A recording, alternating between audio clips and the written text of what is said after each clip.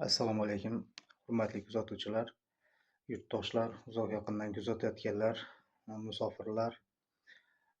Men bugungi chiqishim a, obunachilarim, ya'ni kuzatuvchilar uchun a, hech qanaqa bir murojaat qilishdan foyda yo'qligini, befoydaligini bilganim sabab shunaqa deyapman hozir. Ish qonuniy ko'rilmadi shu yergacha. Mana deyarli 2 yilni oshdi bitta jinoiy ishda. Ya'ni menga yetkazgan tan jarohati guruh tarkibida. Savollar bor. Savol tariqasida yo'naltiraman buni mansabdor kattalarga. Ilojimiz yo'q endi, qonunlarimiz ham shunaqa ishlangan. Ayrim aytilgan tilingizdan ushlaydigan joylari bor. O'sha uchun savol tariqasida aytaman bularga. Ya'ni meni ertaga javobgarlikka tortib yubormasliklari uchun. Lekin ochiq ko'rinib turgan narsa bu. Buni javobini ham berolmaydilar. Buni javobini ham o'zim bilaman. Shunda ham bir savol tariqasida aytib o'taman. Va bu savolimdan kelib chiqib mana shu yurtdoshlar, jamiyatimizdagi bor O'zbekistonimizda yashayotgan fuqarolarni ogohlantirmoqchiman. Bu ogohlantirish mani vazifam. O'zbekiston Respublikasi Prezidenti hamda Oliy bosh qo'mondonining 44-47 sonli 2019-yil chiqarilgan farmoniga asosan, ya'ni rezervchi qurolli kuchlar harbiy xizmatchilarini rezervdagi ofitserlarni mamlakat xavfsizligi va jamiyat farovonligi uchun mas'ul etib qo'yilganligi sababli men hozirda rezervdagi kapitanman. O'sha uchun men fuqarolarga, yurtdoshlarga ogohlantirishim hamda hushyorlik nuqtai nazaridan bu narsalarni ta'kidlab o'tishim kerak. Mana qisqacha aytib o'tib ketaman. Ko'rib bilib yurganlar, kuzatib borayotganlar, mana adashmasam 101 ta video bo'ldi mana shu kanalga joylanayotgan. O'sha 101 ta kanalni izohlab o'tamiz. Nima uchun xodimlarning oldida, davlat tashkilotlari oldida ochiqcha ko'p videolar yashirincha olindi. Ochiqcha olganimizda o'zlaringiz ham yaxshi bilasizlar, u aniq o'zlarini qo'pol qilib aytganda ochiq basharasini ko'rsatmasdi ular. O'sha uchun yashirincha olingan. Bor haqqi baribir ham ular telefonda olayotganini bir-biriga yetkazishadi ekan, baribir ham bilgan telefonga olayotganimizni ko'pchiligi bilmagan. O'sha uchun yashirincha olinsa bu sal yuzini ochiq tutib, ichidagi bor haqiqatlar bilan gaplashadi deb olingan videolar va tarmoqqa joylandi bu narsalar. Xullas hozir qisqacha birinchi endi kirayotganlar yoki kuzatayotganlar, yangi kuzatayotganlar bo'lsa, tushunmayotgan bo'lsa qisqacha aytib o'taman. 2023-yil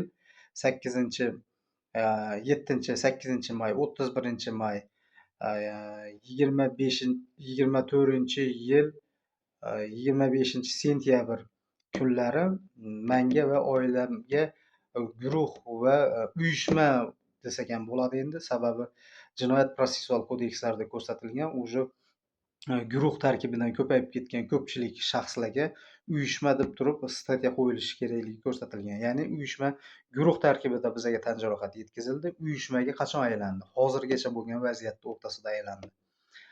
Sababi bu yerda ichki ishlar ham ularga ko'makchi bo'lib chiqyapti, tibbiyot ham, prokuratura ham, sud ham, majburiy ijro ham. O'sha uchun men uyushmada bemalol ayta olaman bu narsani. Sud sababi mana 2025-yil 30-yanvar kuni shikoyat arizasi qoldirgandik Oliy sud raisi nomiga. 7-fevral kuni qabuliga ham kirdik. Qabuliga kirgan paytimiz aytdiki, shikoyat arizamizga qachon javob yoza olasiz yozma ravishda desam, endi men uni shikoyat arizani javobini olsam, ertaga menga yo'l ochilardiki, qonun va konstitutsiya bizga yo'l ochib berardiki, xalqaro sudga murojaat qilish imkoniyati ochiladi bizlarda. Lekin u shikoyat nimasini javobini bera olmasligi aniq edi. Sababi bu yerda shikoyat arizada birinchi arizamda bular qaytargan arizasida 150 ta moddani buzishgandi. Jinoyatchilarga qo'shilib Oliy sud raisigacha. Bu isbotlab bera olaman. Hozir o'shalarni qisqa tahlillab o'tmoqchiman, o'sha nimalarni, buzilgan moddalarni. Oxirida o'shalarni ilova qilib turib, YouTube'ga ham mana shu kanalga ham joylab qo'yaman. Qaysi statya buzildi, qaysi modda buzildi, qaysi qaror, qaysi plenum qarorlari buzildi, konstitutsiyaning qaysi moddalari buzildi, hamma narsani men asoslab ko'rsatib bera olaman. Qonunchilikda faqat ular aytishi mumkin, sen bizani ayblolmaysan, bizani kamsitishing mumkin, balobattar. O'sha uchun men boshida aytdim, savol tariqasida men hozir gapiraman. Mana shu 150 ta moddani Oliy sud raisi ko'rib chiqolmadi xodimlari bilan birga, sudyalar bilan birga. Masalan, qonunlarda belgilangan pastki pog'onadagi instansiyadan tepadagi instansiyagacha yetib bordik. Oliy sud tarkibida o'tkazilishi kerak bo'lsa, o'shacha yetib bordik. Koleskada bo'lsa ham bordim. Sababi men haqiqat izladim. Ikkinchidan keyin mana shu haqiqat bo'lmasa, xalqni mana bu fuqarolarni bechora bir aziyat chekib, ko'proq bir qonun qoidani tushunmaydiganlar aziyat chekmaslik maqsadida men YouTube tarmog'iga joyladim bu narsalarni. Bu narsalar albatta tepadagi nimaga yoqmadi, tashkilot rahbarlariga. Lekin bir tarafdan prezidentimiz olib borayotgan siyosatiga, xalqimiz chiqargan qonunlariga qarshi ekan bular hammasi. Hammasi emas, endi bu yerda yaxshilari ko'p. Masalan, bularni aytib o'tishim kerak. Lekin aytishimni bular xohlamadi-yu, lekin men o'zim aytib o'tmasam bo'lmaydi. Endi familiyasini aytmayman, baribir ham tashkilotni o'zini aytib o'tishim zarur deb bilaman. Milliy gvardiya Qo'shko'pir tumanidagi qo'riqlash xizmati.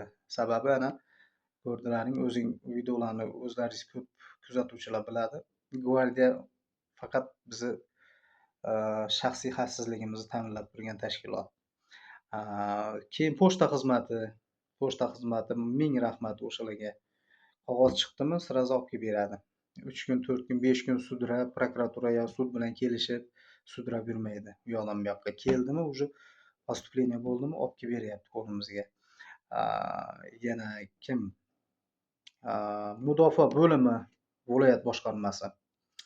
Ming rahmat o'shalarga ham moddiy ko'maklashib, qonunda bo'lsa, mana qonunda bor ekan deb berib turdi. O'sha qolib ketgan summalar bo'ladimi, qanaqadir nogironlik masalan o'tdi, nimadan, sabizdan ularni hisobiga o'tdi, ya'ni o'shalar to'lab berdi menga. Ming rahmat o'sha tashkilotlarga. Qolgan bironta tashkilot masalan yondashmadi. Bu korrupsiyani oldini olmadi. Korrupsiya botib ketgan, cho'kib ketgan, ehtiyot bo'linglar. Mana davlat xavfsizligi qaramadimi deyishlari mumkin. Davlat xavfsizligi ham o'sha ahvol. Sababi ularning o'zini xodimi bor edi. Menga tan jarohat yetkazgan guruh ichida. Tabiiyki, men davlat xizmati raisini oldigacha bordim. Ariza ham qoldim. 2 ta xodim chiqdi. Endi ularga ham bir nima deb bo'lmaydi, qonun nuqtai tarzidan olib qaraganda. Sababi ular aytayaptiki, tergov organi Oliy sud rahbariyati tepadagi deyapti. Haqiqatdan ham chaqirsa biz xodimimizni ta'minlab beramiz, borishiga kafolat beramiz deyapti. Tergovga deyapti. Ming afsus, sud ularni chaqirtira olmadi. Balkim tepada o'tirgan, mana shu ishni yopdi qilgan bitta inson deb o'ylayman. O'sha inson bosim qildimi bularga? Endi savollarga ko'chadigan bo'lsak, nimaga mana hozirgi kunga qadar 7-fevralda qabul qilgan bo'lsa Oliy sud raisi Baxtiyor Islomov menga yozma ravishda javob bera olmayapsiz? Ya yeb qo'ygan joyingiz bormi? Pora oldingizmi? Yo xodimlaringiz oldimi? Albatta endi manfaatlar to'qnashuvi kelib chiqadi bu videodan keyin. Mayli, jo'natsangiz jo'natavering. Sizlar bitta ish qilishlaring mumkin, uchastkoga jo'natasizlar. Mana bu ish bo'yicha qayta ko'tarilyapti ekan, yo bo'lmasa mana buncha noto'g'ri gapirib qo'ysang, uchastkoga kelishi mumkin. Jo'natavering. Пожалуйста, men bir qonun buzayotgan bir video chiqish qilayotganim yo'q. Shuning uchun boshida aytdim, savol tariqasida yo'llayapman bu narsalarni. Javob bera olmasligingizni ham bilaman. Shunda ham bir aytib qo'yapman, video hujjat qilib muhrlash uchun ijtimoiy tarmoqqa. Yoki bo'lmasa davlat xavfsizlik nimasi bilan, idorasi bilan kelishib oldilaringmi? Sud meni xodimlarim pora bilan tushsa bir yordam berasan, men ham seni xodiming mana jinoyat qilibdi, guruh bilan nima bo'libdi, O'sha uchun ishini yopdi qildim. Tergovga jalb qilolmadim. Ichki ishlarniki ham, sudni tergoviga ham deb turib, o'shanaqa kelishgan bo'lishlaring mumkinmi? Mana ikkita taxmini. Uchinchisi, sizlarga bosim bo'lyaptimi? Kim bosim qilyapti? Kim o'sha kattakon? Nimaga bosim qilyapti? Kim u odam? Nima uchun davlat xavfsizligi ham, prokuratura ham, ichki ishlar ham, sud ham, tibbiyot ham hammasi nima uchun qonunni buzdi bular? 150 ta moddani buzyapti. Konstitutsiyalarni, kodekslarni, qonunlarni, konstitutsiyani nimasini, moddalarini buzishyapti. Nima uchun buzdi? Vijdonsizmi bular hammasi? Yo xalqni bir fuqarolarni bir dardi bilan ishlamaydimi? Yo prezidentimiz siyosatiga qarshimi bular? Men bu narsani aytib o'tishni o'zimga joiz topyapman. Aytishim kerak. Sababi bu meni majburiyatim. Hozir ham men bu nogironlik nimasiga o'tirib qolgan bo'lsam ham, sog'ligimni yo'qotgan bo'lsam ham, hech bo'lmaganda shu fuqarolar, yurtdoshlar aldanmasin.